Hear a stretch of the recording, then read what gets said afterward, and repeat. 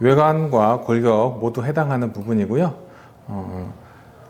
첫 번째로 차량의 외판, 외관하고 골격의 부식이 확인되었을 경우 부식을 체크하게 되는데요. 여기서 주의사항으로는 골격의 관통 부식, 구멍이 난 거죠. 그럴 경우에는 별도의 특기사항의 표기가 필요하게 되어 있습니다. 왜냐하면 그 차체의 강성과 안전에 막대한 영향을 끼치는 부분이고요. 자동차 검사에서도 마찬가지로 검사에서 부적합 판정을 받는 경우가 있기 때문에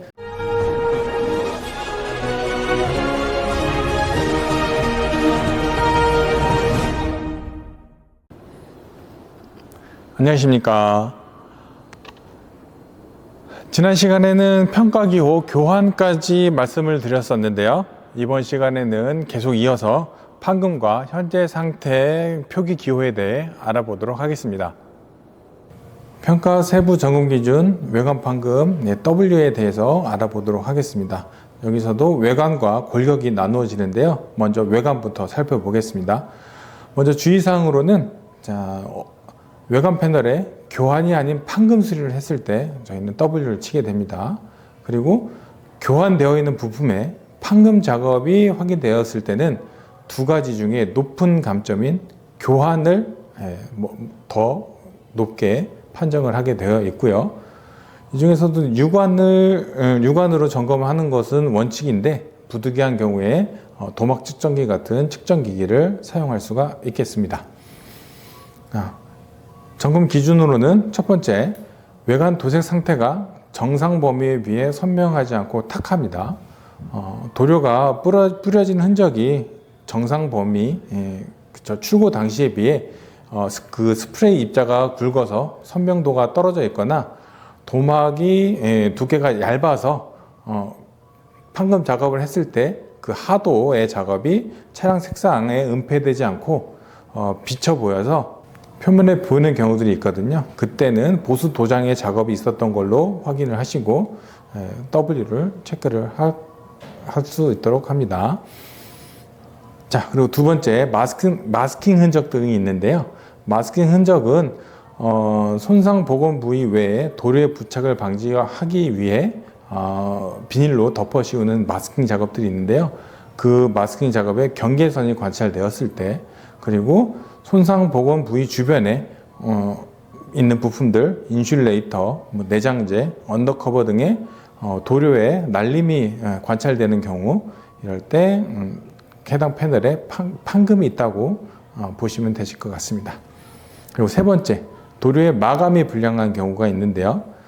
상도 도료, 투명한 그 클리어라고 하죠. 그것들이 두껍게 마감돼서 패널의 끝단에 방울이 지거나 흘러내리는 흔적들이 관찰되었을 때 우리는 판금이 있다라고 볼 수가 있겠습니다. 그리고 네 번째, 도료의 색상 차이가 있습니다. 보수한 도장면은 밝은 곳이나 햇볕 아래에서 차량을 관찰하게 되면은 미묘한 색상 차이를 볼 수가 있는데요. 이때는 해당 패널에 도장이 재보수 도장이 들어가 있는 것으로 판단하시면 좋을 것 같습니다.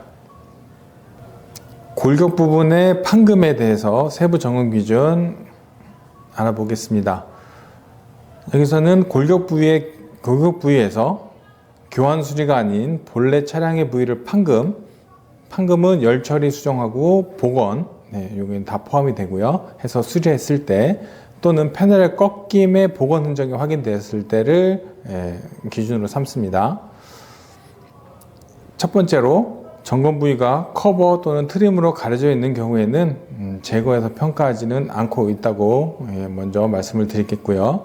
2번, 외판과 차체 간의 고정 부품, 브라켓은 골격에 포함하지 않습니다. 그래서 브라켓이나 이런 것들이 꺾여서 다시 편 흔적들이 보인다고 하더라도 그 부분은 부가적인 부품이기 때문에 골격에 포함해서 판금으로 체크는 하지 않습니다. 3번, 그리고 일부 골격부의 판금 수리로 주변 골격에 골격 대체 부품, 플라스틱이나 카본, FRP 등으로 되어 있는 부품들이 있을 거예요. 그 부분의 교환이 예상될 경우 주변 부품의 판금 평가보다 높은 평가 기준의 기호, 교환, 이것을 사용해서 평가하는 방법을 쓰고 있습니다. 왜냐하면 비금속 대체재는 파손, 깨짐 등의 이유로 판금 작업이 불가해서 교환 작업이 다시 재생수리 작업보다 속도면에서 빠른 경우가 많아서 실무에서는 교환 빈도가 높다고 예상이 되고 있습니다. 그리고 네 번째, 테두리의 고정이죠. 용접 또는 리벳 등을 떼어내지 않고 수리하고자 하는 부위를 오려내서 동일 재질의 재료를 사용해서 복원한 뒤 도색해서 마무리하였을 때 이 부분은 골격의 판금으로 간주를 하시면 될 것 같습니다. 다음으로는 현재 상태의 평가 세부 점검 기준 부식에 대해서 알아보도록 하겠습니다. 외관과 골격 모두 해당하는 부분이고요. 첫 번째로 차량의 외판, 외관하고 골격의 부식이 확인되었을 경우 부식을 체크하게 되는데요. 여기서 주의사항으로는 골격의 관통 부식, 구멍이 난 거죠. 그럴 경우에는 별도의 특기사항의 표기가 필요하게 되어 있습니다. 왜냐하면 그 차체의 강성과 안전에 막대한 영향을 끼치는 부분이고요. 자동차 검사에서도 마찬가지로 검사에서 부적합 판정을 받는 경우가 있기 때문에 관통 부식의 경우 별도로 체크를 해 주시는 것이 좋겠습니다. 자, 그런데 차체 외에 이제 하부 구성 부품, 뭐 머플러라든지 현가 장치 등의 부식일 경우에는 탈부착이 가능한 차체 하부 구성 부품에서 부식이 관찰되는 경우가 있습니다. 그런데 이때는 평가 도면에 기재 부위와 형태의 방법 등을 뭐 따로 규정을 하고 있지를 않아서 이 부분도 마찬가지로 별도의 특기사항란에 체크가 필요한 경우고요. 이 부분은 뭐 별도로 표기를 하지 않는데 미관에만 영향이 있을 뿐 기능에 이상이 없는 것으로 간주를 해서 정상 범위로 보고 있습니다. 여기서 주의사항 또 하나 말씀드리면 외관 부식과 골격 부식의 경우 이거를 다시 복원시키려고 하면은 이미 그 부식을 제거했을 때는 구멍이 나 있는 상황과 그리고 막 녹으로 떨어져 나가는 상황들이 너무 많이 진행되어 있는 경우가 많아서 패널의 표면에 부식이 이미 관찰될 때는 상당히 주의를 요해서 평가를 진행을 하도록 합니다. 다음은 흠집 평가 세부 점검 기준입니다. 외관에 해당하는 부분이고요. 어떤 상황에서 흠집을 이제 체크하게 되느냐 하면은 이제 외관에 옅은 상처, 잔 흠집, 광택으로 제거할 수 있는 부분들이 있는 경우에 A 정도를 체크를 하게 되어 있고요. 그리고 재도장이 필요하지 않고 도장이 필요 없는 복원 작업, 덴트 작업 등이 있습니다. 그 부분으로 외관 손상 복구가 가능한 경우, 그리고 세 번째로 외관의 깊은 긁힘이나 패임 등으로 외관 손상의 재도장 수리가 필요하다고 판단했을 경우, 조금 이제 바운더리가 넓긴 한데 이 부분 모두 흠집이 있다라고 저희는 표현을 하게 되어 있습니다.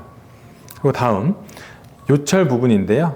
이 부분은 외관의 찌그러짐으로 판금 수리가 반드시 필요하다고 판단했을 경우에 저희는 요철이 있다라고 이제 해당하는 부분이고요.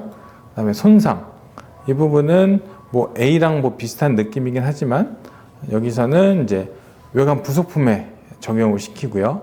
전 후면, 뭐 측면 유리 이런 부분하고 사이드밀의 손상 파손, 그 다음에 등화 장치나 램프류의 깨짐이나 잔 흠집들이 관찰될 때 손상을 체크를 하게 되어 있습니다. 여기까지 자동차 상태 점검에 쓰이는 평가 기호에 대해 공부해 보았습니다. 처음 보시는 분은 생소할 수도 있고요.